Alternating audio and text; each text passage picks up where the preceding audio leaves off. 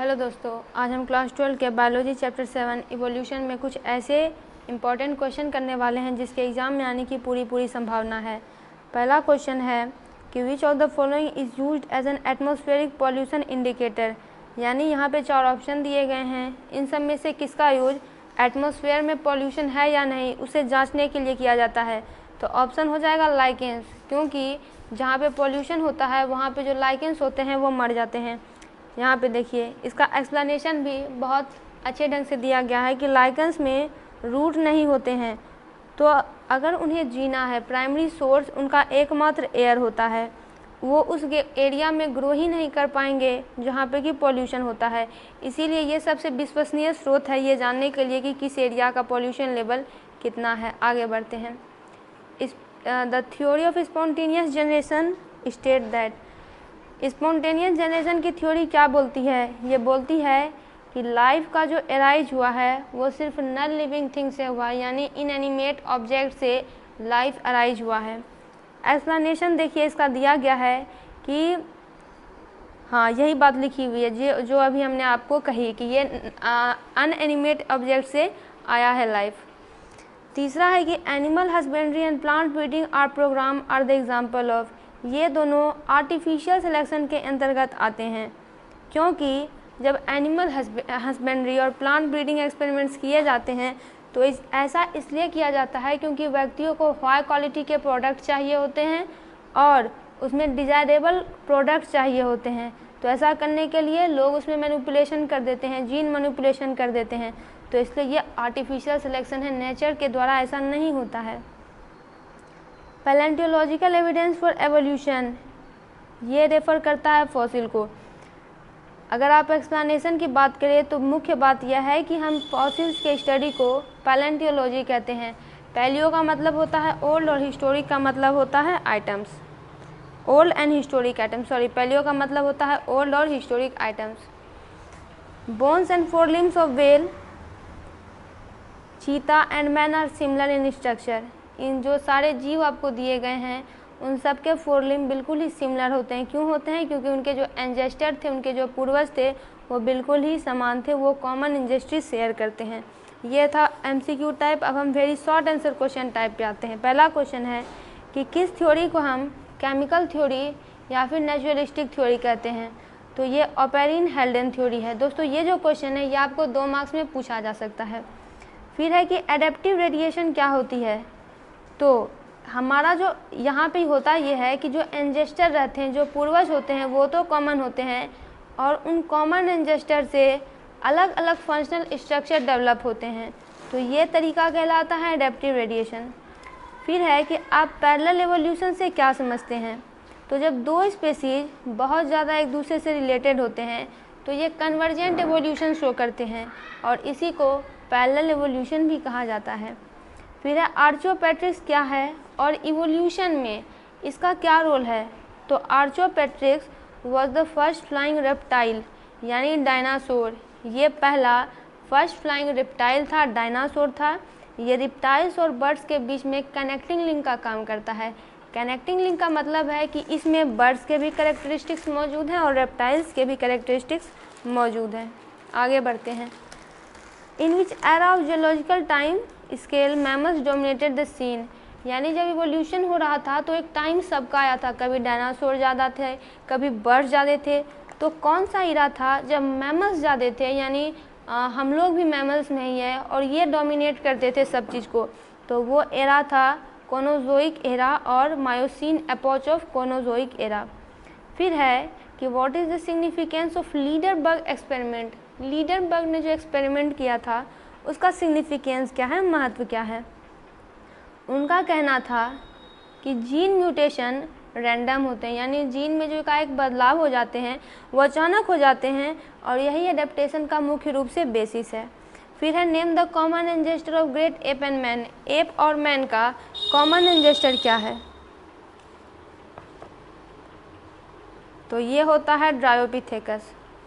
आगे बढ़ते हैं कि mention any one major source of variation in sexually reproduce offspring, आखिर जो ऑफस्प्रिंग यानी जो बच्चे सेक्सुअली रिप्रोड्यूस करते हैं उनमें वेरिएशन होती है, चेंजेज होते हैं, वो अपने माता पिता से डिफ़र करते हैं, कितने डिग्री से डिफ़र करते हैं यही बात वेरिएशन बताती है। तो इसका स्रोत क्या है, कैसे होते हैं ये, तो ये म्यूटेशन के कारण होते हैं। फिर है कि इन विच फॉर्म डिड अरे Miller supply energy in their experiment.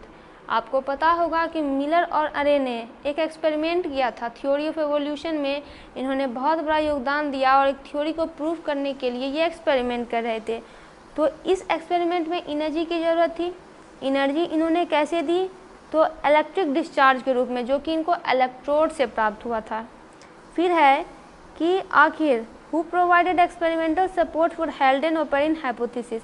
अब हेल्डेन-ओपेरिन ने हाइपोथेसिस दे के गए थे, यानी वो प्रूफ कर नहीं पाए थे, उन्होंने ये बात बोल दी थी कि इवोल्यूशन ऐसे ऐसे हुआ होगा, लेकिन कौन थे जिन्होंने एक्सपेरिमेंट से उसको प्रूफ कर दिया, तो यही थे स्टैनले मिलर एंड अरे। फिर है कि किसी दो वर्टेब्रेट्स का नाम बताइए जिसके बॉडी पार्ट्स ह्यूमन फोरलिम्ब से होमोलोगस हैं। तो होमोलोगस क्या हो जाएगा, forelimb of horse, cow, dog, cat, wings, bird, flippers, dolphin, whale, seal, ये होमोलोगस ऑर्गन के मैन के एग्जाम्पल है जो कि मैन से मिलते जुलते हैं।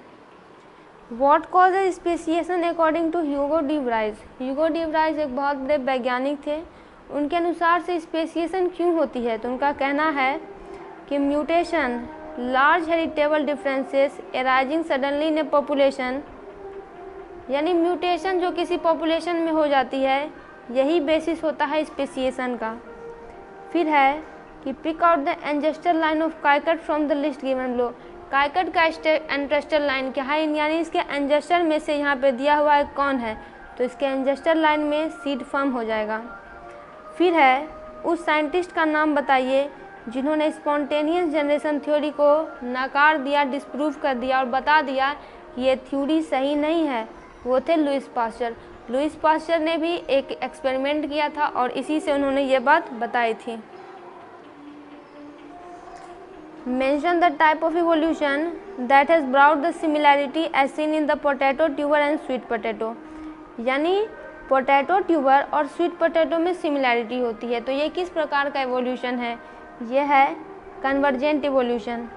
फिर है are the thorn of bougainvillea and tendril of cucurbita homologous और एनालोगस, ये दोनों होमोलोगस है या एनालोगस है, और किस प्रकार के एवोल्यूशन इनमें हुए हैं जिसके कारण ये सिमिलर हो गए हैं, तो ये हिमोलोगस हैं, ये दोनों होमोलोगस हैं, और डाइवर्जेंट एवोल्यूशन की वजह से इनमें सिमिलैरिटी आ गई है। आते हैं 17 नंबर पे।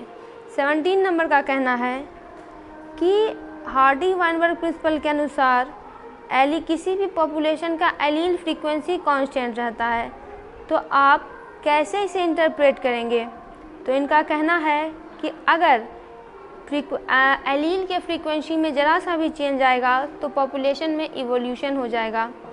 यहाँ पे pick out the ancestor line of angiosperm, यहाँ पे आपको बताना है कि एंजियोस्पर्म्स का एंजेस्टर लाइन कौन है, तो वो है सीड फॉर्म। फिर है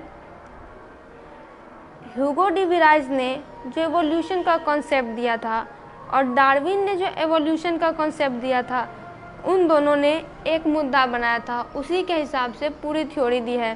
तो डी व्राइज का कहना था कि एवोल्यूशन हुआ है म्यूटेशन के कारण, म्यूटेशन का मतलब होता है सिंगल स्टेप लार्ज म्यूटेशन, और डार्विन का मतलब था ब्रांचिंग डिसेंट और नेचुरल सिलेक्शन।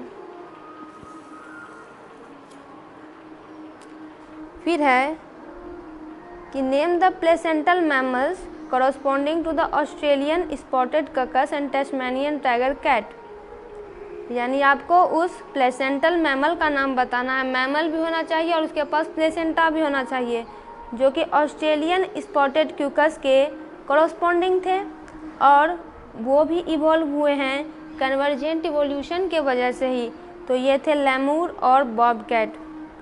फिर है state the significance of study of fossils in evolution. अगर आपने ये चैप्टर पढ़ा होगा तो आपको पता होगा कि फॉसिल्स का एवोल्यूशन में बहुत ज़्यादा योगदान रहता है। आखिर फॉसिल्स को क्यों स्टडी करते हैं, तो क्योंकि फॉसिल ऑर्गेनिक इवोल्यूशन को सपोर्ट करता है। फॉसिल आपको पता है सेडिमेंट्री लेयर में पाए जाते हैं और जैसे जैसे इसकी जांच की जाती है तो पता चलता है कि किस पीरियड में, आखिर किस लेयर में, किस रॉक के लेयर में ये फॉसिल्स मौजूद हैं। ये लेयर कब बनी होगी, ऑर्गेनिज्म कब रहे होंगे, ये सारा चीज़ फॉसिल से ही पता चलता है।